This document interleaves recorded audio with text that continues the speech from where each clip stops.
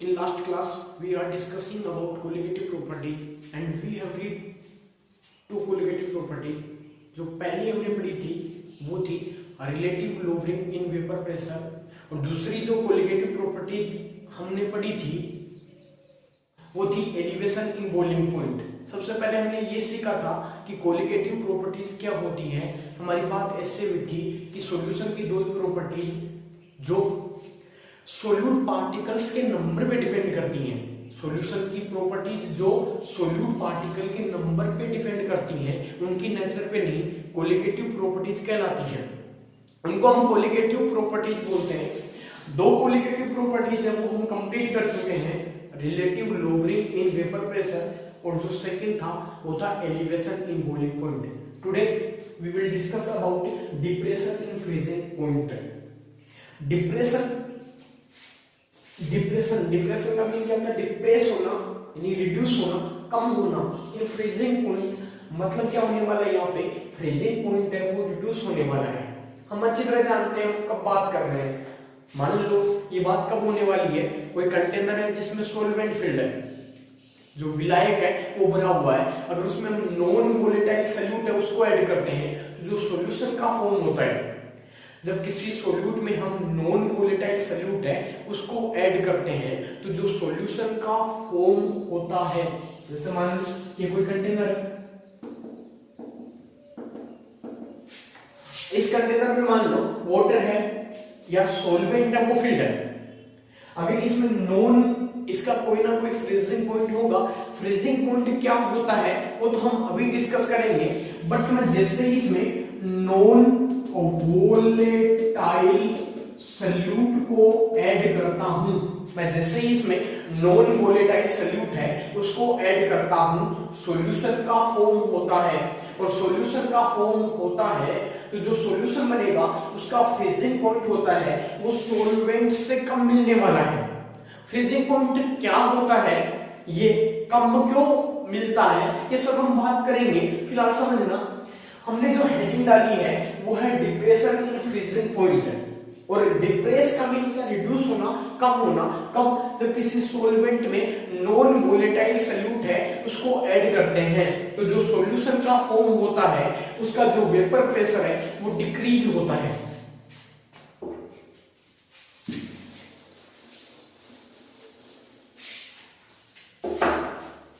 सबसे पहले हम डिस्कस करेंगे what is the freezing point.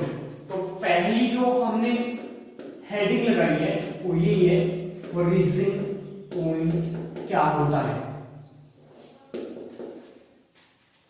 नाम से पता चल रहा है कि कोई ना कोई टेम्परेचर होगा जिसपे कोई लिक्विड फ्रीज होना स्टार्ट होगा। मींस क्या है? मान लो ये कंटेनर है जिसमें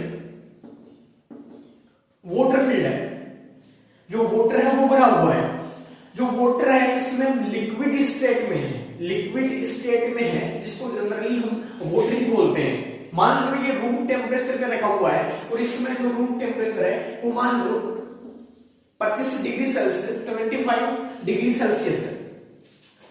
ये इस समय लिक्विड स्टेट में है। हम क्या कर रहे हैं, इससे जो टेम्परेचर है उसको रिड्यूस कर रहे हैं, इसका जो टेम्परेचर है वो कम करते जा रहे हैं। मान लो टेम्परेचर है वो रिड्यूस हो रहा है, 25 से मान लो 15 हो गया, 15 से मान लो 10 हो गया, अभी भी ये लिक्विड स्टेट में ही है। 10 से मान लो 5 हो गया, अभी भी ये लिक्विड स्टेट में ही है। 5 से मान लो 1 डिग्री सेल्सियस हुआ है, अभी भी ये लिक्विड स्टेट में ही एग्जिस्ट कर रहा है। ये लिक्विड स्टेट में ही अगर एग्जिस्ट कर रहा है, दैट मींस क्या हुआ? अगर मान लो मैं टेम्परेचर को रिड्यूस करता हूं 0 डिग्री सेल्सियस, ये जो वाटर होगा 0 डिग्री सेल्सियस पे, ये लिक्विड स्टेट में कंप्लीटली मतलब पार्शियली लिक्विड स्टेट में होगा और पार्शियली सॉलिड स्टेट में होगा। एक यहां पे जो मिक्सर बनेगा वो ऐसे होगा। मान लो कोई कंटेनर है जिसमें जो वाटर है वो फिल्ड है, पानी भरा हुआ है, हमने थोड़ा सा उसमें आइस है उसको मिक्स कर दिया, और अगर मैं उसको स्टर करता हूं तो जो मिक्सर बनता है जिसमें पार्शियली वाटर भी अवेलेबल होता है और पार्शियली जो आइस है वो भी प्रेजेंट होती है, ऐसा कुछ मिक्सर यहां आने वाला है। 0 डिग्री सेल्सियस पे मैं ना इसको कंप्लीटली वाटर बोल सकता हूं, ना कंप्लीटली आइस बोल सकता हूं। ना कंप्लीटली मैं इसको वाटर बोल सकता हूं और ना कंप्लीटली मैं इसको आइस बोल सकता हूं। मैं क्या बात बोल रहा हूं, मैं ऐसे बोल रहा हूं ऑन 0 डिग्री सेल्सियस ये ना वाटर होगा ना ये आइस होगा, दोनों जो स्टेट है उसमें कोएग्जिस्ट करेगा।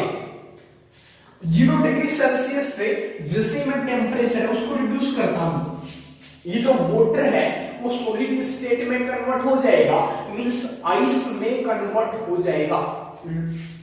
अगर 0 डिग्री सेल्सियस से मैं जैसे टेम्परेचर उसको रिड्यूस करता हूं तो ये जो वाटर है वो आइस में कन्वर्ट हो जाएगा, आइस में कन्वर्ट हो जाएगा। यहां पे ये आइस में कन्वर्ट होने वाला है। इट मींस इसका मीन क्या हुआ, 0 डिग्री सेल्सियस पे लिक्विड स्टेट और सॉलिड स्टेट साथ साथ एग्जिस्ट कर रही है। 0 डिग्री सेल्सियस से ऊपर ये लिक्विड स्टेट में मिलने वाला है और 0 डिग्री सेल्सियस से नीचे ये सॉलिड स्टेट में मिलने वाला है। अगर मैं बात करूं जैसे टेम्परेचर को रिड्यूस किया तो मैंने मान लो -2 डिग्री सेल्सियस कर दिया टेम्परेचर, कि जो वाटर होगा वो आइस में कन्वर्ट हो चुका हो, ये जो वाटर है वो आइस में कन्वर्ट हो चुका है।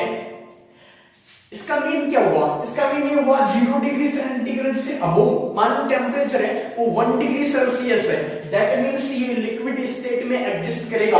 फ्रॉम बिलो 0 डिग्री सेंटीग्रेड ये सॉलिड स्टेट में एग्जिस्ट करेगा और ऑन द 0 डिग्री सेंटीग्रेड दोनों स्टेट है वो साथ साथ एग्जिस्ट करेंगी। ये जो टेम्परेचर होता है इसी को बोलते हैं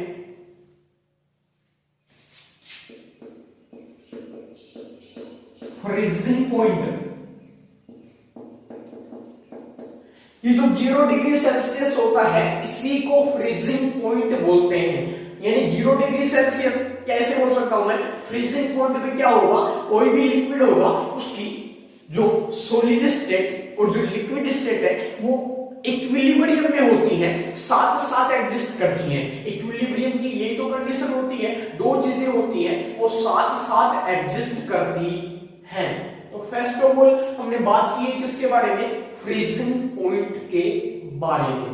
तो फ्रीजिंग पॉइंट अगर मान लो बिल्कुल अगर बेसिक डेफिनेशन लिखनी हो तो मैं कैसे बोलूंगा, मैं ऐसे बोलूंगा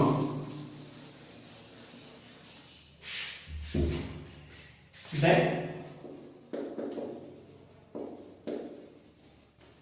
temperature at which any liquid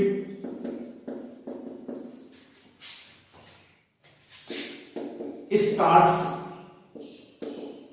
freezing, the temperature at which any liquid starts freezing, ऐसा कोई टेम्परेचर जिसमें जो कोई भी लिक्विड होता है वो फ्रीज होना स्टार्ट हो जाता है। फ्रीज का मीन जमना, मतलब लिक्विड से सॉलिड स्टेट में कन्वर्ट होना शुरू कर देता है। तो बिल्कुल बेसिक डेफिनेशन हुई ना, वो क्या होगी, the temperature at which any liquid starts freezing, ऐसा कोई टेम्परेचर जिसपे कोई लिक्विड होता है वो फ्रीज होना स्टार्ट हो जाता है, फ्रीजिंग पॉइंट कहलाता है। बिल्कुल बेसिक डेफिनेशन है। अगर मान लो ये डेफिनेशन से थोड़ी सी मैं बढ़िया डेफिनेशन की बात करूं तो अभी हमने क्या बोला था, ऐसे बोला था फ्रीजिंग पॉइंट क्या होता है, ऐसा कोई टेम्परेचर होता है जिसमें किसी सब्सटेंस की सॉलिड स्टेट और लिक्विड स्टेट दोनों को एग्जिस्ट करती हैं, साथ साथ एग्जिस्ट करती हैं। ऐसे बोल सकता हूं मैं सॉलिड स्टेट और लिक्विड स्टेट इक्विलिब्रियम में रहती है। तो अगर एक डेफिनेशन बोलनी हो तो मैं ऐसे भी बोल सकता हूं, the temperature at which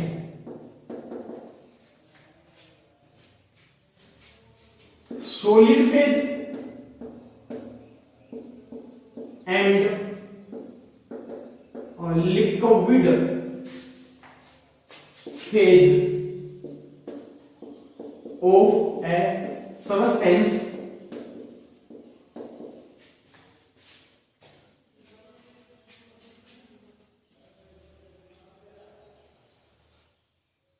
are in equilibrium। ऐसा कोई टेम्परेचर टेम्परेचर होता है जिसमें सॉलिड स्टेट और जो लिक्विड स्टेट है वो एग्जिस्ट करती है, साथ साथ एग्जिस्ट करती है, ऐसा जो टेम्परेचर होता है उसको बोलते हैं फ्रीजिंग पॉइंट। ये वाली डेफिनेशन और ये वाली डेफिनेशन इतनी ज्यादा काम की नहीं है। पॉइंट ऑफ इस पॉइंट ऑफ व्यू से देखो, अगर मैं इस चैप्टर के पॉइंट ऑफ व्यू से देखो तो जो डेफिनेशन अब मैं बताऊंगा वो बड़े काम की है। वो डेफिनेशन क्या है देखना, समझ एक बार। हम ऐसे बोल रहे हैं, मान लो कोई कंटेनर है जिसमें कोई लिक्विड भरा हुआ है, कंटेनर है उसमें जो लिक्विड है वो भरा हुआ है। ये जो लिक्विड है, अगर मैं बात करूं ये वाटर है तो इसमें लिक्विड स्टेट में है, और ये मान लो इसमें जो टेम्परेचर है वो रूम टेम्परेचर है, that is 25 degree Celsius. And if I reduce the temperature, मैं जैसे जैसे टेम्परेचर को रिड्यूस करूंगा ये जो मॉलिक्यूल्स है वाटर, उनकी जो काइनेटिक एनर्जी है वो भी रिड्यूस होगी। अगर इस वाटर मॉलिक्यूल की जो काइनेटिक एनर्जी है वो रिड्यूस होगी तो जो मॉलिक्यूल्स हैं वो एक दूसरे के पास आएंगे। पास आएंगे मतलब लिक्विड है वो किस में कन्वर्ट होने वाला है, वो सॉलिड स्टेट में कन्वर्ट होने वाला है। ये कैसे हो रहा है, मैं टेम्परेचर को रिड्यूस कर रहा हूं। मान लो मैंने टेम्परेचर है उसको रिड्यूस किया 25 से मान लो 10 डिग्री सेल्सियस किया, लिक्विड स्टेट में एडजस्ट करेगा। मैंने रिड्यूस 1 डिग्री सेल्सियस तक कर दिया है, जो रिड्यूस है वो 1 डिग्री सेल्सियस तक कर दिया है, तो भी ये लिक्विड स्टेट में ही है। टेम्परेचर को मान लो मैंने 1 से 0 डिग्री सेल्सियस किया, 0 डिग्री सेल्सियस, ये पार्शियली लिक्विड स्टेट में भी होगा और पार्शियली सॉलिड स्टेट में भी होगा। आई कैन से ये यहां से on 0 degree Celsius this starts freezing, ये फ्रीजिंग होना स्टार्ट हो जाता है। ये जो 0 डिग्री सेल्सियस है इसी को बोलते हैं फ्रीजिंग। अच्छा, खास बात क्या होती है, कोई भी अगर सबस्टेंस होता है तो उससे हमेशा वेपर्स रिलेट होती हैं। जनरली कोई भी जो सबस्टेंस होगा वो 3 फॉर्म में प्रेजेंट होता है, सॉलिड, लिक्विड और गैस। मैं क्या बात बोल रहा हूं, अगर कोई सबस्टेंस होगा तो वो चाहे सॉलिड स्टेट में हो, वो लिक्विड स्टेट में हो, चाहे गैसियस स्टेट में हो, उससे वेपर्स थोड़े बहुत दैट में बी नेग्लिजिबल। अगर मान लो कोई लिक्विड है वो नॉन वोलेटाइल नेचर का है, उससे जो वेपर्स है वो नेग्लिजिबल होंगी। अगर वो सॉलिड स्टेट में तो उससे वेपर है वो नेग्लिजिबल रिलेट होगी। बट कोई भी सबस्टेंस होगा उससे वेपर्स हमेशा रिलेट होती है। अगर वेपर्स रिलेट होती है तो वेपर प्रेशर भी प्रोड्यूस होगा, अगर वेपर्स रिलेट होंगी तो वेपर प्रेशर भी तो प्रोड्यूस होगा। तो मैं यहां क्या बोल रहा हूं कि ना ये लिक्विड स्टेट में है, इससे वेपर्स, अगर ये रूम टेम्परेचर में प्रेजेंट है तो इससे वेपर्स रिलेट है, और यहां पे एक प्रेशर एग्जर्ट कर रहे हैं उसको बोलते हैं वेपर प्रेशर। मैं जैसे जैसे टेम्परेचर को रिड्यूस कर रहा हूं वेपर्स है वो भी तो घट रही है, जो वेपर्स है वो घट रही है, दैट मींस वेपर प्रेशर भी तो घट रहा है, क्योंकि जो वेपर्स के मॉलिक्यूल है उनकी काइनेटिक एनर्जी है वो रिड्यूस होने वाली है। अगर उनकी काइनेटिक एनर्जी है वो रिड्यूस होने वाली है तो जो मॉलिक्यूल्स हैं that comes to each other, वो पास आते हैं और वो लिक्विड स्टेट में कन्वर्ट हो जाएंगे। मैं जैसे जैसे टेम्परेचर को रिड्यूस कर रहा हूं इससे जो वेपर्स रिलेट होंगी वो भी तो रिड्यूस होती जाएंगी, वेपर्स हैं वो भी तो कम होती जाएंगी। अगर वेपर्स कम होती जाएंगी तो वेपर प्रेशर भी कम होता जाएगा। 25 डिग्री सेल्सियस पे वेपर्स रिलेट होंगी, टेम्परेचर को मैंने रिड्यूस किया 10 डिग्री सेल्सियस, दैट मींस जो वेपर्स होंगी वो और भी कम होगी। 1 डिग्री सेल्सियस, 1 डिग्री सेल्सियस पे जो वेपर्स हैं वो बहुत कम है, और 0 डिग्री सेल्सियस मैं क्या कह सकता हूं, जो वेपर्स है वो बहुत कम है। 0 डिग्री सेल्सियस पे मैं इसको ना लिक्विड बोल सकता हूं ना सॉलिड बोल सकता हूं, मैं ऐसे बोलूंगा इससे जो वेपर्स रिलेट होंगी तो जो प्रेशर एग्जर्ट करेंगी उसे बोलेंगे हम vapour pressure of this substance, and now this is existing in liquid state, but below from 0 degree Celsius this will be existing solid state.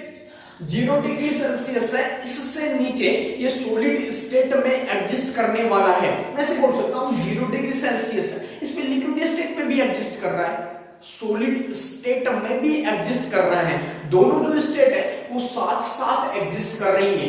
That means इसका जो वेपर प्रेशर होगा, इस समय जो ये सब्सटेंस है वो लिक्विड स्टेट में है, उससे वेपर्स रिलेट होंगी, उससे जो वेपर प्रेशर बनने वाला है इसका वेपर प्रेशर, और इससे नीचे ये सॉलिड स्टेट में। दैट मींस 0 डिग्री सेल्सियस पे मैं ऐसे बोल सकता हूं लिक्विड स्टेट है, लिक्विड स्टेट उसका जो वेपर प्रेशर होता है, और जो सॉलिड स्टेट इसी सब्सटेंस की लिक्विड स्टेट और सॉलिड स्टेट दोनों का जो वेपर प्रेशर होता है वो इक्वल होता है। थोड़ा सा मैं इसको ढंग से एक्सप्लेन करता हूं।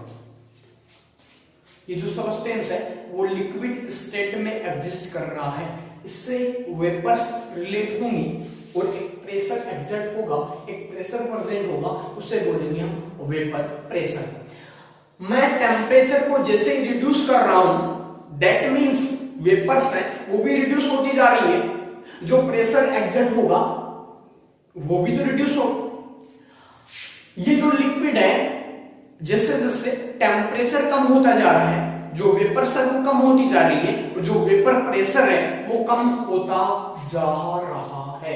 अगर वेपर प्रेशर कम होता जा रहा है, इसका मीन क्या हुआ, 0 डिग्री सेल्सियस में मान लो इसका कोई वेपर प्रेशर है, ये जो लिक्विड है वो सॉलिड स्टेट में कन्वर्ट हो गया। अब मैं टेम्परेचर उसको बढ़ा रहा हूं, मान लो ये -10 डिग्री सेल्सियस पे है, इससे थोड़ी बहुत जितनी भी वेपर्स रिलेट होंगी उससे एक प्रेशर प्रेजेंट होगा, वो कोई ना कोई वेपर प्रेशर होगा। मैं टेम्परेचर को जैसे इंक्रीज कर रहा हूं, वेपर्स बढ़ेंगी, वेपर्स बढ़ेंगी, वेपर प्रेशर बढ़ेगा। मान लो मेरे टेम्परेचर है वो बढ़ा के -2 डिग्री सेल्सियस कर दिया, इससे कोई वेपर्स रिलेट होंगी, कोई प्रेशर एग्जर्ट होगा, वो वेपर प्रेशर होगा। इस टेम्परेचर को मान लो मैंने बढ़ा के कर दिया 0 डिग्री सेल्सियस, तो जो वेपर्स है वो बढ़ेंगे, वेपर प्रेशर प्रेजेंट होगा। तो ये जो सब्सटेंस होगा ये 0 डिग्री सेल्सियस पे इसकी लिक्विड स्टेट का वेपर प्रेशर और सॉलिड स्टेट का वेपर प्रेशर दोनों इक्वल होते हैं, और जिस टेम्परेचर पे ऐसा होता है उसे बोलते हैं फ्रीजिंग पॉइंट। तो जो सबसे काम की डेफिनेशन है वो यही आती है, फ्रीजिंग पॉइंट क्या होता है, कोई भी सब्सटेंस होता है किसी टेम्परेचर पे, किसी टेम्परेचर पे कोई भी जो सब्सटेंस होगा, किसी टेम्परेचर पे जो कोई भी सब्सटेंस होगा। अब देखना सब्सटेंस कोई भी टेम्परेचर पे कोई भी सब्सटेंस होगा, सब्सटेंस तो उसकी दो स्टेट होंगी, एक सॉलिड स्टेट और लिक्विड स्टेट। किसी सब्सटेंस की सॉलिड स्टेट और लिक्विड स्टेट दोनों का वेपर प्रेशर जिस टेम्परेचर पे इक्वल होने वाला है उसी को बोलते हैं फ्रीजिंग पॉइंट। तो यहां से मैं क्या बोल सकता हूं, कैसे बोल सकता हूं,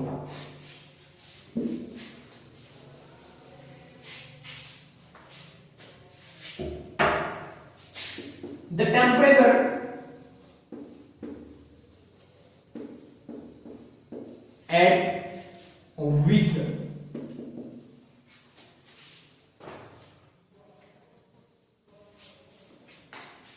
the vapor pressure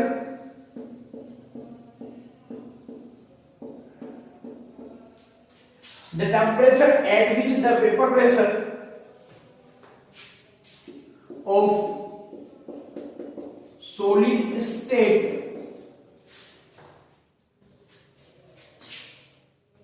and a liquid state of a substance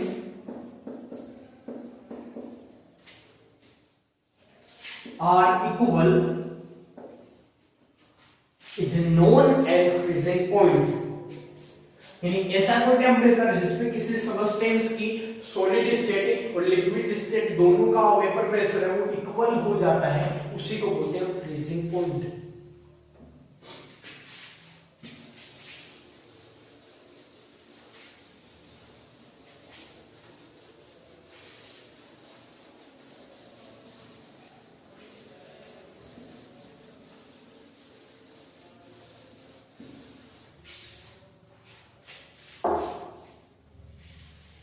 ये फ्रीजिंग पॉइंट हो गया।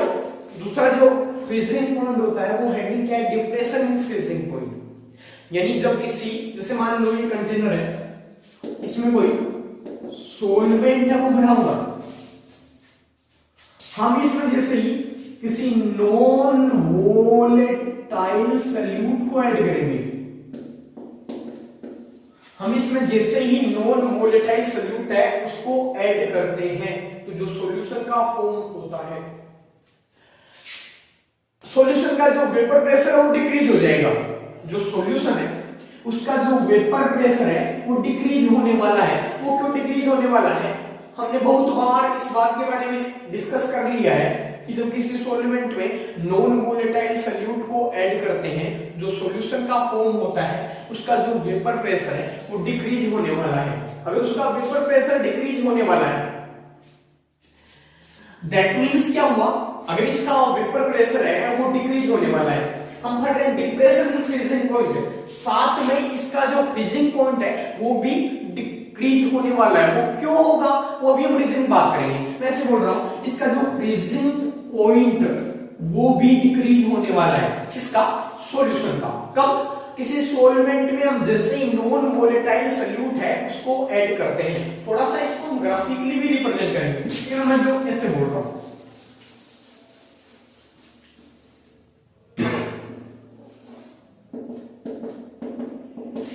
ये कोई सॉल्वेंट है, इसमें हम जैसे ही नॉन वोलेटाइल सॉल्यूट है उसको ऐड करते हैं तो सॉल्यूशन का फॉर्म होगा, और ये जो सॉल्यूशन होगा इसका वेपर प्रेशर है वो डिक्रीज हो जाता है। वेपर प्रेशर के साथ में फ्रीजिंग पॉइंट भी डिक्रीज हो जाता है। फ्रीजिंग पॉइंट क्यों डिक्रीज होता है वो हम डिस्कस कभी करेंगे, बट इस समय इसका जो फ्रीजिंग पॉइंट है वो डिक्रीज हो गया। अगर फ्रीजिंग पॉइंट डिक्रीज हो गया, मैं इसको ऐसे ग्राफिकली रिप्रेजेंट कर रहा हूं। मान लो मैं इधर लेता हूं, जो y एक्सिस है इस पे वेपर प्रेशर को ले रहा हूं, और जो x एक्सिस है इस पे मैं टेम्परेचर को ले रहा हूं। ये कोई सॉल्वेंट है, सॉल्वेंट में हम जैसे ही सॉल्वेंट है, हमने अभी इसमें नॉन वोलेटाइल सॉल्यूट है उसको ऐड नहीं किया, जैसे ही मैं इसका टेम्परेचर उसको कम करता हूं, सॉल्वेंट का टेम्परेचर जैसे ही कम किया जाता है जो वेपर प्रेशर है वो भी डिक्रीज होगा। वो कैसे देखना, थोड़ा ग्राफिकली रिप्रेजेंट कर रहा हूं। मैं बोल रहा हूं, मान लो ये कोई सॉल्वेंट है और जैसे ही मैं वेपर प्रेशर है, टेम्परेचर है उसको डिक्रीज कर रहा हूं तो वेपर प्रेशर भी क्या हो रहा है, डिक्रीज हो रहा है। जैसे मान लो अगर वाटर है, पानी भरा हुआ है, ये रूम टेम्परेचर पे एडजस्ट कर रहा है, मैं जैसे ही टेम्परेचर को रिड्यूस कर रहा हूं इसका जो वेपर प्रेशर है वो भी डिक्रीज हो रहा है। और मान लो इसका टेम्परेचर है मैंने 0 डिग्री सेल्सियस कर दिया। 0 डिग्री सेल्सियस क्या है, इसका फ्रीजिंग पॉइंट है। आफ्टर इट ये क्या होगा, जो लिक्विड स्टेट से सॉलिड स्टेट में कन्वर्ट हो जाएगा। तो अगर मैं इसके लिए ग्राफ बनाता हूं, वेपर प्रेशर वो डिक्रीज हो रहा है, यहां हमें छोटा सा बैंड देखने को मिलता है। बैंड क्या बता रहा है, ये फ्रीजिंग पॉइंट को बता रहा है। इसका freezing point TF note. What is TF note? TF note क्या है, ये है शुद्ध ये जो TF नोट है, what is this, this is the freezing point of pure solvent. ये जो बैंड मिल रहा है, बैंड किसको बता रहा है, फ्रीजिंग पॉइंट को। And what is this, this is the freezing point of pure solvent. It means ये कौन सी स्टेट है, लिक्विड स्टेट है, और ये कौन सी स्टेट है, सॉलिड स्टेट है। और ये वाला जो ग्राफ है वो किसके लिए हमने ड्रॉ किया है, सॉल्वेंट के लिए। ये लिक्विड स्टेट है, ये सॉलिड स्टेट है सॉल्वेंट के लिए, और ये जो बैंड होता है वो किसको बताता है, फ्रीजिंग पॉइंट को। मैं जैसे ही इसमें नॉन वोलेटाइल सॉल्यूट है, अब मान लो ये रूम टेम्परेचर पे रखा हुआ है, इसमें मैं जैसे ही नॉन वोलेटाइल सॉल्यूट को ऐड करता हूं तो इसका वेपर प्रेशर डिक्रीज होगा। इसका वेपर प्रेशर डिक्रीज हो गया, मान लो इस टेम्परेचर पे इसका जो वेपर प्रेशर है वो इतना है। अगर मैं जैसे नॉन वोलेटाइल सॉल्यूट को ऐड किया, सॉल्यूशन का फॉर्म हो गया, सॉल्यूशन का जो वेपर प्रेशर होगा वो सॉल्वेंट के वेपर प्रेशर से कम होगा। अब अगर मैं टेम्परेचर को रिड्यूस करता हूं, सॉल्यूशन के ही टेम्परेचर को रिड्यूस करता हूं, तो इसका वेपर प्रेशर भी तो रिड्यूस होगा। मैं क्या बोल रहा हूं, ऐसे बोल रहा हूं, अगर मान लो मैं सॉल्यूशन का वेपर प्रेशर भी रिड्यूस करता हूं, सॉरी सॉल्यूशन का टेम्परेचर भी रिड्यूस करता हूं, तो इसका वेपर प्रेशर है वो भी रिड्यूस हो रहा है। और ये इस लाइन को कहां कट कर रहा है, इस पॉइंट पे। तो ये क्या हो गया, TF। TF क्या है, फ्रीजिंग पॉइंट ऑफ सॉल्यूशन। तो ये सॉल्वेंट का और ये सॉल्यूशन का मींस क्या हुआ, कोई भी सॉल्वेंट है अगर उसमें नॉन वोलेटाइल सॉल्यूट जैसे ही ऐड करेंगे तो सॉल्यूशन का फॉर्म होगा, जो सॉल्यूशन का फ्रीजिंग पॉइंट होगा वो सॉल्वेंट के फ्रीजिंग पॉइंट से कम होगा। और इसी को क्या बोलते हैं हम, डिप्रेशन इन फ्रीजिंग पॉइंट। ऐसा क्यों हुआ वो मैं ऐसे बोल रहा हूं, देखो ऐसा क्यों हुआ, इसका जो रीजन था वो ऐसे है। मान लो ये कोई नॉन वोलेटाइल सॉल्यूट है,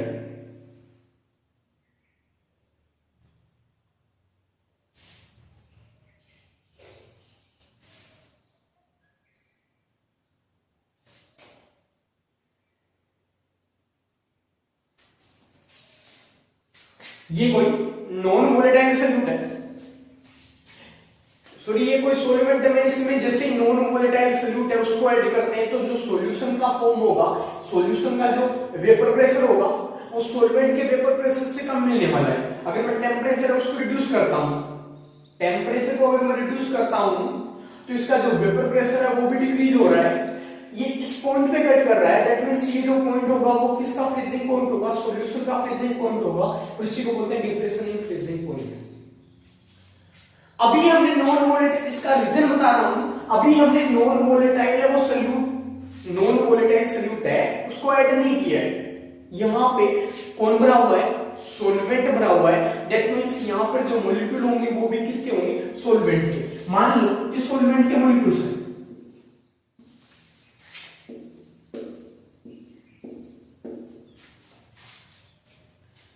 अगर हम टेम्परेचर को रिड्यूस करते हैं तो एक्चुअली होता क्या है, ये जो मॉलिक्यूल्स हैं इनकी काइनेटिक एनर्जी है वो रिड्यूस होती है। अगर काइनेटिक एनर्जी रिड्यूस होती है, जो मॉलिक्यूल्स हैं वो एक दूसरे के पास आते हैं, मॉलिक्यूल्स अगर एक दूसरे के पास आते हैं तो ये जो लिक्विड है वो कौन से स्टेट में कन्वर्ट होता है, वो सॉलिड स्टेट में कन्वर्ट होता है। ये मान लो पानी भरा हुआ है और उसका जो फ्रीजिंग पॉइंट है वो 0 डिग्री सेल्सियस है, मींस क्या हुआ, 0 डिग्री सेल्सियस है, इन पे इन मॉलिक्यूल की जो काइनेटिक एनर्जी है वो इतनी कम हो चुकी है कि इनके बीच में फोर्स ऑफ अट्रैक्शन वो इतना हो चुका है कि लिक्विड से किस में कन्वर्ट हो गया, सॉलिड स्टेट में। हम इसमें जैसे ही नॉन वोलेटाइल सॉल्यूट, मान लो हमने NaCl है उसको ऐड कर दिया, जैसे नॉन वोलेटाइल सॉल्यूट को ऐड किया हुआ था, ये जो सॉल्वेंट के मॉलिक्यूल्स थे इनके बीच में कौन आ गए, नॉन वोलेटाइल सॉल्यूट के पार्टिकल्स आ गए। नॉन वोलेटाइल सॉल्यूट के जैसे ही पार्टिकल है, दैट मींस अगर मान लो इस लिक्विड को हमें सॉलिड में कन्वर्ट करना है तो और अधिक हमें इसको कूल करना पड़ेगा।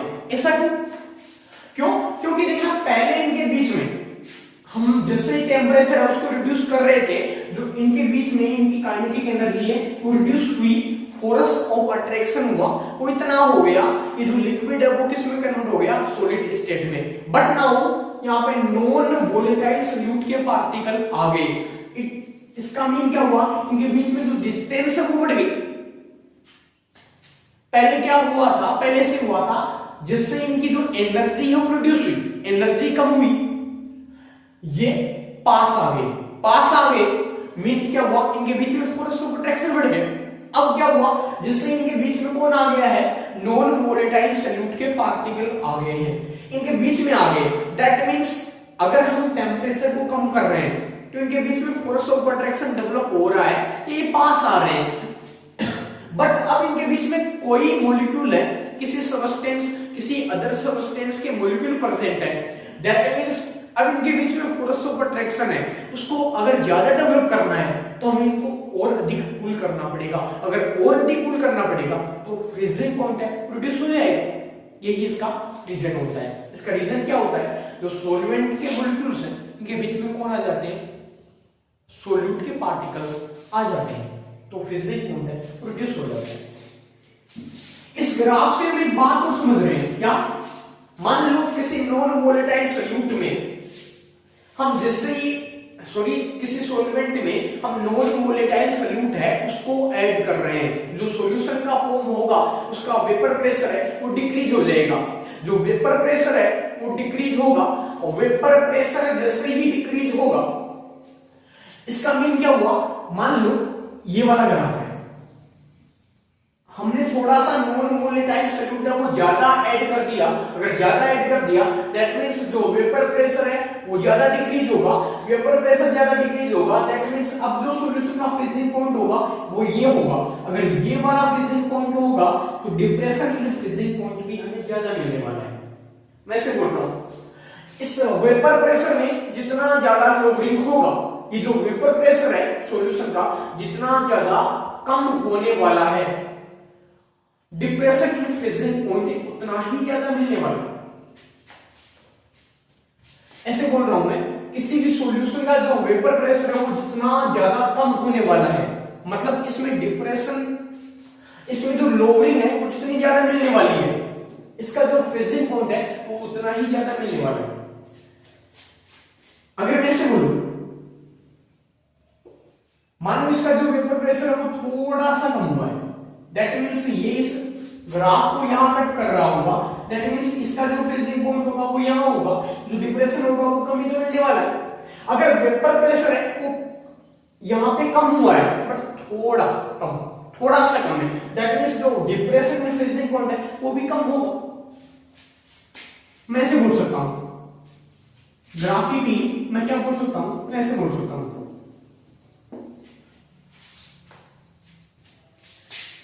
ग्राफिकली डेल्टा टीएफ क्या है, जो डेल्टा टीएफ है,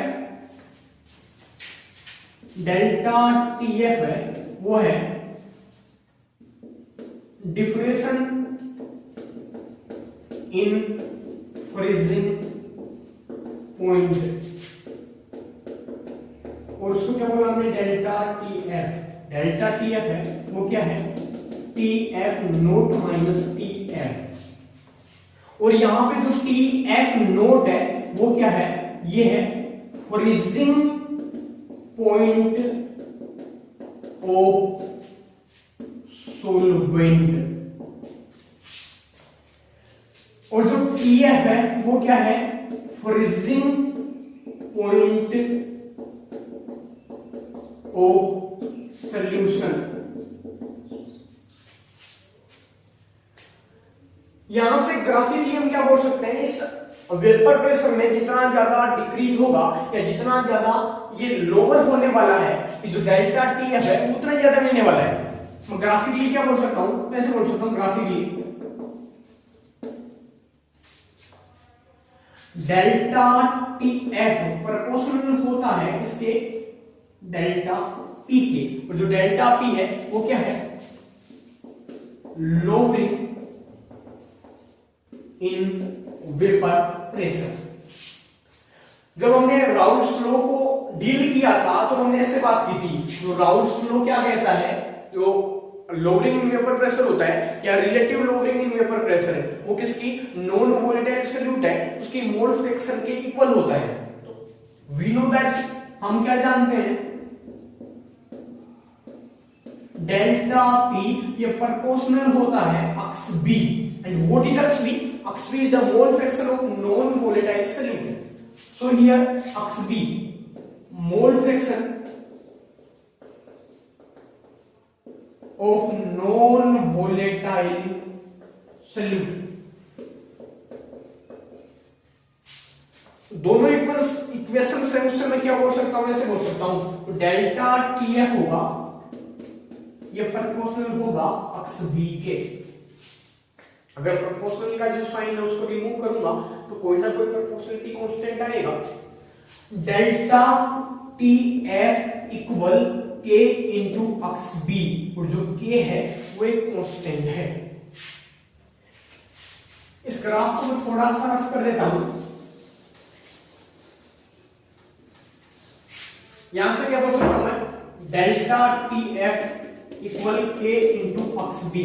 और मोल फ्रैक्शन क्या होता है, मोल फ्रैक्शन का सीधा सा लफड़ा ये होता है खुद के मोल अपॉन टोटल मोल। यानी कोई भी जिस कंपोनेंट के मोल फ्रैक्शन की बात कर रहे हैं, number of moles of that component upon total number of all the component. Here x B, what is x B, mole fraction of solute. तो क्या होगा, number of mole of solute divided by total number of molecules या moles of solute and solvent. So x B equal Na upon Na plus Nb। यहां से delta T F equal K into Nb upon Na plus Nb। और ये जो property है वो किसकी है, कोलिगेटिव प्रॉपर्टीज है। कोलिगेटिव प्रॉपर्टीज का मीन क्या हुआ, ये सॉल्यूशन की प्रॉपर्टीज है। ये किस पे लागू होती है, वो डाइल्यूट सॉल्यूशंस पे लागू होती है। And for that dilute solutions,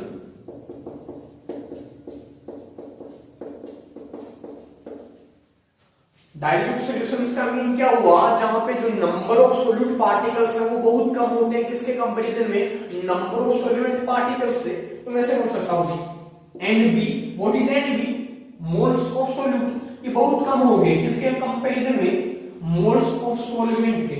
so Na plus Nb, इसको मैं क्या बोल सकता हूं, Na। क्यों, क्योंकि जो Nb है वो Na के कंपैरिजन में नेग्लिजिबल है। तो यहां से क्या बोल सकता हूं मैं, delta TF equal K into Nb upon Na। And what is N, N is the मोल।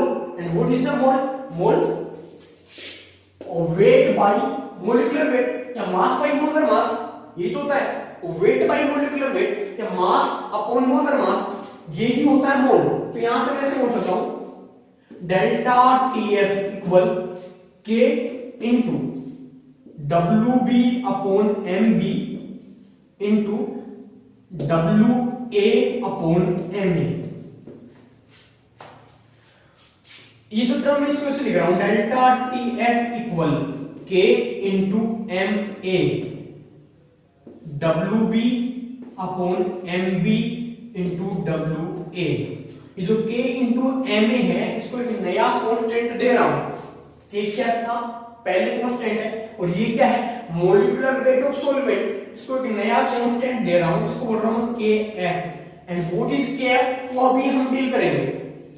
तो यहां से जो और WB, ये क्या है, B, इसको रिप्रेजेंट कर रहा है सॉल्यूट को, यानी weight of solute upon MB क्या है, मोलिकुलर वेट ऑफ सॉल्यूट। तो ये क्या हो गया, मोल ऑफ सॉल्यूट अपॉन ये क्या है, वेट ऑफ या मास ऑफ सॉल्वेंट। मोलिलिटी, हम एक कंसंट्रेशन टर्म हमने डील की थी। मोलिलिटी क्या होता है, number of moles of solute divided by mass of solvent, वही तो है। ये क्या है, वेट अपॉन मोलिकुलर वेट, किसके लिए, सॉल्यूट के लिए। तो ये क्या हो गए, सॉल्यूट के मोल अपॉन ये क्या है, सॉल्वेंट का मास। तो यहां से मैं ऐसे लिख सकता हूं डेल्टा TF इक्वल क्या होगा, KF इंटू M। ये M क्या है, मोलिलिटी। KF क्या है, ये कांस्टेंट है, और इसको क्या बोलते हैं, इसको बोलते हैं, जो KF है इस KF को बोलते हैं मोलर डिप्रेशन कांस्टेंट। और M क्या है, मोलिलिटी। ये एक यहां से क्या पता चल रहा है, जो डेल्टा TF का मीन क्या हुआ, डिप्रेशन इन फ्रीजिंग पॉइंट। ये किस पे डिपेंड कर रहा है, मोलिलिटी पे। और मोलिलिटी क्या होती है, number of moles of solute divided by mass of solvent. That means ये कहीं ना कहीं सॉल्यूट के मोल्स पे डिपेंड कर रही है, मतलब सॉल्यूट के नंबर पे डिपेंड कर रही है। और ऐसी प्रॉपर्टी जो सॉल्यूट के नंबर पे डिपेंड करती है, उनकी नेचर पे नहीं, कोलिगेटिव प्रॉपर्टीज हम बोलते हैं उसको। दैट मींस ये क्या हुआ, डिप्रेशन इन फ्रीजिंग पॉइंट है, वो भी क्या है, कोलिगेटिव प्रॉपर्टी है। Thank you. बाकी इस चैप्टर का जो नेक्स्ट पार्ट होगा नेक्स्ट वीडियो में